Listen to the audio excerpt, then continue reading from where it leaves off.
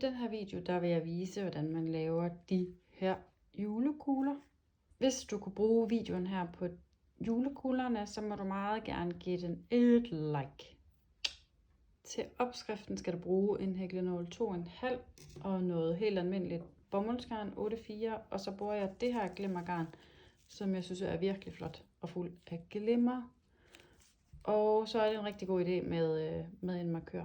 Den form, vi skal lave, det er den her. Og den er egentlig ret simpel, fordi det er fastmasker i bagerste maskeled. Og så har du dine indtagninger og udtagninger i samme side. Altså herover har jeg alle indtagninger, og her har jeg udtagninger. Og det gør, at du får sådan en skrueform.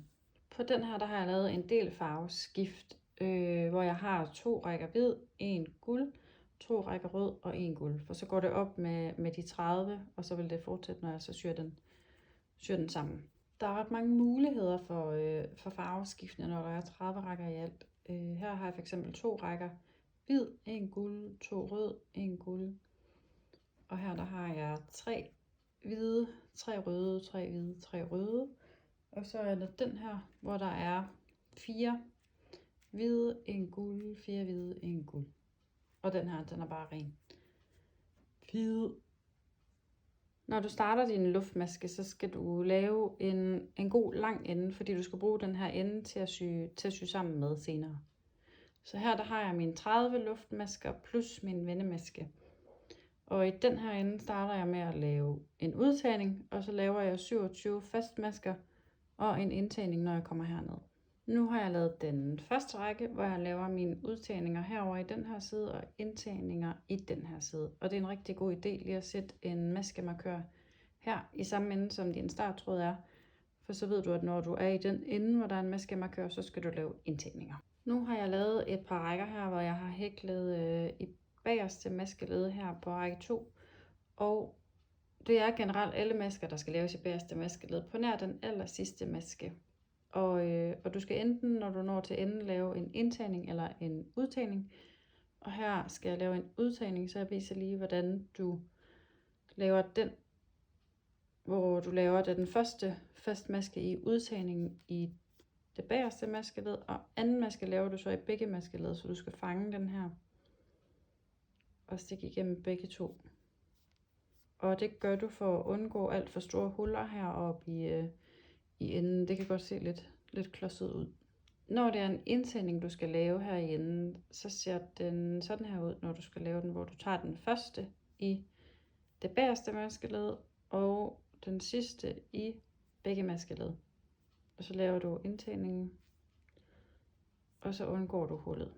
Når jeg har lavet den sidste maske, jeg laver her, så inden jeg laver noget vendemaske her, så klipper jeg garnet nu. Så har jeg enden her, og så tager jeg det nye garn og lægger omkring mine hænder og holder det på. Og så laver jeg, som om det var, jeg bare fortsætter med det andet garn. Trækker det igennem og laver en luftmaske. Og så vender jeg og går i gang. Og her skal jeg så lave en udtagning i det bagerste maskeled. Og laver lige lidt masker hen. Og her i enden, når vi så er helt færdige, man kan godt lige stramme lidt til, så man kan se, hvor maskerne er, når du kommer herned igen. Men når vi så er helt færdige, så binder vi alle enderne sammen. Så binder vi knuder her på, så de er godt hæftet og ikke går op. Og så kan de bare blive gemt inde i bolden. Så er der bundet knuder. Nu skal du sy. Så når du går klar, så ligger du den med din startsnor her til højre. Fordi så passer det med mønstret og rammer en dal og en dal, og det bliver bare pænere, når du syr sammen. Sådan, så kan man ikke se det. Så det gør du. Når du skal sy det sammen, så brug sådan en stump stoppenål med, eller en garnnål, tror jeg det hedder, med sådan et stort hoved, og som ikke er så spids, fordi så vil den ikke splitte garnet. Når du starter med at sy, så tag lige det første sting helt ud i hjørnet, og lav den lige et par gange. Kør den et par gange igennem, og så udenom alle enderne der. Fordi så holder den lige lidt bedre derude. Og næste sting, så tager du igennem din luftmaskekæde hernede. Og så skal du op og fange det inderste maskeled i den i din slutrække her. Så det kommer til at poppe op, ligesom de andre rækker. Så du tager den inderste der, og de to, det lader også ind, og det er guld, men det er den inderste. Og syr, og så syr du bare hele vejen rundt. Tager den næste der, og op i det inderste maskeled, og trækker. Og jeg plejer at lave sådan lige en 5 stykker, og så strammer jeg godt til, så det lægger sig helt ind.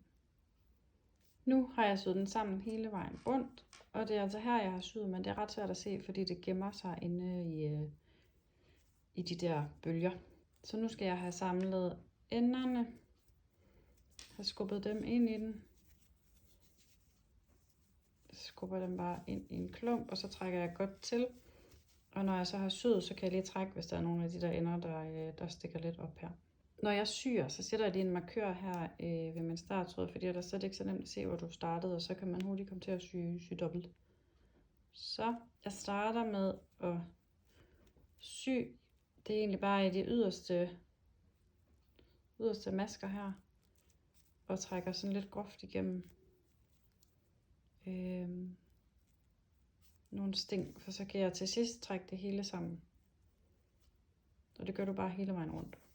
Nu nåede jeg hele vejen rundt, så jeg fjerner den her markør. Og så trækker jeg lige så stille, og skubber lige de snore derned, og trækker lige så stille, så snoren ikke knækker. Når det er 8-4 bomuld, så er det ikke sådan vanvittigt stærkt. Så man trækker bare lidt forsigtigt. Og er der nogle af de der snore, enderne, som stikker lidt op her, så kan du lige vende vrangen ud og fange dem heromme, så alle kommer helt igennem. Så fik jeg trukket den helt sammen, så godt jeg kunne, og den lukkede egentlig pænt sammen. Men hvis den ikke gør, så kan man altid redde det bagefter. Så jeg hæfter først lige den her tråd, så den ikke smutter. Og det gør jeg bare lige med en hurtig knude her. Så jeg strammer godt til. Nu er den egentlig lukket bare med første runde, og det blev egentlig ret okay. Men hvis der er kommet et hul, eller man gerne vil lave som på den her for eksempel, hvor det er det hvide, der sådan bliver tydeligt, at det mødes i midten, så tager man lige en runde mere, og syr kun i det hvide. Så jeg har min hvide, jeg kommer fra, og tager den næste, og så tager jeg bare nogle sting lidt længere inden, fordi så vil det sådan lægge sig over hullet. Så jeg tager den der.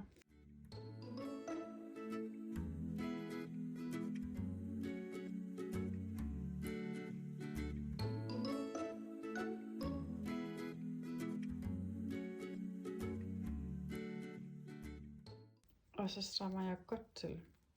Så fik jeg samlet enden og puttet tråden ind, og nu skal jeg i gang med den anden ende. Og der skal jeg have noget fyld i, så jeg putter alle ender ned, og så bruger jeg sådan noget pudefyld fra IKEA.